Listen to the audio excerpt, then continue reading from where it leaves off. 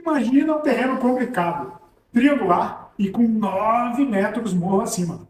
Quer saber como a gente venceu essas dificuldades e fez esse projeto lindo aí que você está vendo agora? Quando esse cliente nos procurou, ele queria um projeto que não ultrapassasse os 250 metros. Ele queria uma casa de 3 suítes, mas que valorizasse principalmente a área de convívio, porque ele gosta muito de receber a família e os amigos. E queriam valorizar, acima de tudo, a vista para o pôr do sol que esse terreno permitia. E era exatamente por isso que eles escolheram esse local dentro do condomínio Estrela do Lago. Terreno perfeito, não é verdade? Imagina poder confraternizar com os amigos e com a família com uma vista dessas. Mas nem tudo é um mar de rosas, até porque esse terreno fica em Minas Gerais. E aqui a gente pode falar, no máximo, em mar de morros. O terreno, além de ter um formato bem irregular, praticamente um triângulo com 29 metros de frente e apenas 4 de fundos, ainda tinha um aclive muito forte. Subia quase 10 metros nesses 29 de profundidade. O desafio era grande? Sim.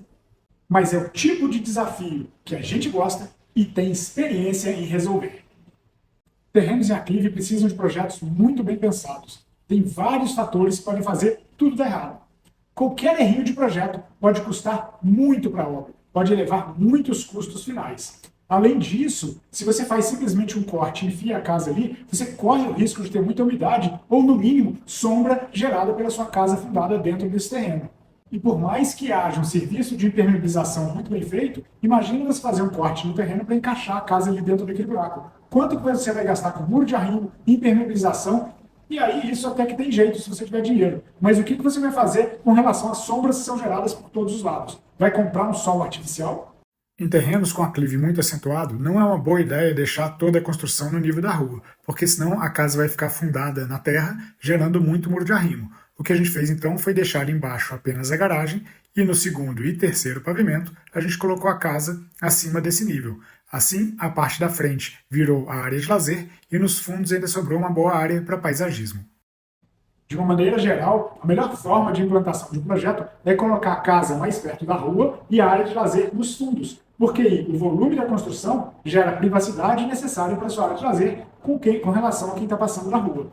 Mas, no caso desse projeto, a vista que o cliente queria era fundamental. Aqui estava a represa, aqui estava o pôr do sol. Então ele queria jogar a casa para os fundos e a área de lazer para frente. Mas como resolver isso sem perder a privacidade que ele precisava para a área de lazer? Normalmente, a melhor forma de implantação da casa é, primeiro, obviamente, tirar o afastamento que o condomínio manda, que nesse caso é 3 metros. Então você tem que afastar 3 metros da parte da frente. E qual que é a melhor solução que a gente encontra? Se a rua é aqui, como é esse caso, a gente costuma colocar a casa na parte da frente e a área de lazer nos fundos. Por quê? Porque quando a gente coloca a casa na parte da frente, a própria casa serve de barreira de privacidade para a área de lazer. Então quem eventualmente está passando na rua não vai ter vista para a área de lazer. Só que no caso desse terreno, ele é um terreno que subia demais. E além disso, se vocês repararem aqui, o que acontece? O sol nasce aqui atrás e se põe lá na frente. Então se a gente coloca a casa na frente e o lazer atrás, o que vai acontecer é que na hora que o sol se puser, a própria casa tenderia a gerar sombra na área de lazer. Além disso, como o terreno está subindo, os vizinhos que estão aqui atrás teriam vista privilegiada para a área de lazer dessa casa. Então qual que foi a sugestão que a gente deu para esse cliente? Inverter essa situação. Num terreno normal, isso seria um problema. Por quê? Se você tem a sua área de lazer na frente e a construção atrás, todo mundo que passa na rua vê a sua área de lazer. E por mais que você crie um muro, ainda gera um outro problema, que é na hora que você coloca a sua área de lazer na frente, na hora que você chega com o carro em casa, primeiro você está vendo toda a área de lazer, uma área de descontração, onde você está mais à vontade, para depois chegar em casa. Então acaba que isso fica um pouco devassado. Além disso, você cria todo esse trecho aqui simplesmente para o carro passar. Então você perde isso como uma área que poderia ser utilizada para outras coisas, para uma área de passagem de carro. Isso para mim é considerado área perdida. Se em uma casa onde o terreno é plano, a melhor solução é colocar a casa na frente e a área de lazer atrás, porque o carro já para aqui, e aí você não tem essa passagem de carro, e além disso, você gera privacidade, num terreno em aclive, talvez isso não funcione muito bem. Então a nossa sugestão foi colocar a área de lazer na frente e essa área da construção atrás. Para esse terreno valia a pena, porque como ele sobe muito, o que a gente fez foi colocar o carro embaixo da área de lazer, a casa acaba tendo contato com o terreno, e quem passa pela rua não está vendo quem está aqui na área de lazer. Outra questão importante também é a seguinte: como o terreno afunila muito para trás, se a gente colocasse a casa aqui atrás, ela ficaria muito apertadinha.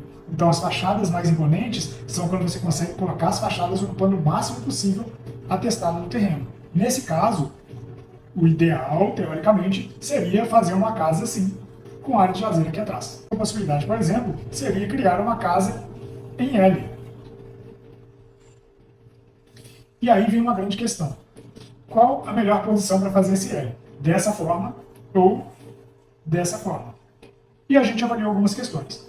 Como a chegada do terreno era por aqui, quer dizer que quando as pessoas chegam por esse lado, se a gente fizesse a casa em L, acaba que ia estar vendo um lugar aqui que está encostado que não é uma fachada muito bonita. Nesse sentido, então, é melhor colocar a casa nessa posição, com a área de lazer na frente, porque quando você chega, toda essa construção, ela gera uma fachada muito mais imponente para quem está chegando. Nossa opção foi colocar aqui, também em função do sol. A construção vai proteger a casa, mas não vai gerar sombra no ambiente da piscina e no ambiente de lazer. Outra questão da gente ter escolhido fazer a casa em L nessa posição é porque esse terreno está no fim do condomínio. E essa área daqui, ele é um muro que não é tão bonito. Então, se a gente colocasse essa construção nessa posição, acaba que toda a casa e área de lazer teria vista, lógico, lá para baixo, que é uma área super bonita, mas teria também vista para esse fechamento que não é tão bonito. Então, quando a gente fez nessa posição, quem está na área de lazer, olha essa nossa arquitetura deslumbrante, então a vista é cercada pela própria casa, e além disso, tem vista ali para baixo, para o lago do condomínio e para a represa que existe ali no fundo. Definida a melhor disposição da casa com relação ao terreno, o próximo passo foi exatamente poder distribuir os ambientes dentro desse espaço que a gente imaginou. A garagem, no nível da rua, conta ainda com uma casinha para o gás, que facilita a troca para o dia a dia. Além disso, dentro dela tem um acesso que leva direto para dentro de casa e também serve de depósito. Tem um jardim bem interessante na frente, com uma escada que leva para uma entrada principal. Além disso, um outro jardim frontal ajuda a dar mais charme para a casa. A casa foi implantada em L, com destaque para a sala que ficou para frente, aproveitando a vista da represa. Colocamos uma escada curva com uma árvore para integrar o estar e o jantar. A cozinha ao fundo, com uma ilha, fica bem perto da área de serviço, tornando o dia a dia bem mais prático. A área de lazer integrada a toda a parte social da casa recebeu um spa e um fire pit. Tudo isso com vista para um jardim que vai ser feito lá embaixo, no andar inferior. Nos fundos da casa ainda sobrou um espaço bem generoso para um paisagismo e um pomar. No segundo pavimento, dividimos o pavimento íntimo em duas alas, na frente a suíte principal, com acesso a uma varanda privativa e uma varanda coletiva. Entre as duas alas, uma ponte, onde a árvore aparece no meio, e na segunda ala, uma suíte de hóspedes, com um roupeiro no corredor que é super útil, e uma segunda suíte master para o uso do filho, com closet também bem generoso.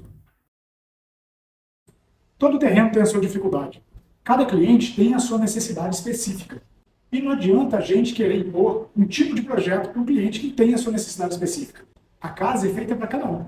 A gente aqui no escritório não tem uma solução pronta para cada cliente, exatamente porque os clientes têm gostos específicos e têm terrenos específicos. As nossas soluções são personalizadas, juntando esses dois lados, característica do terreno e gosto específico do cliente.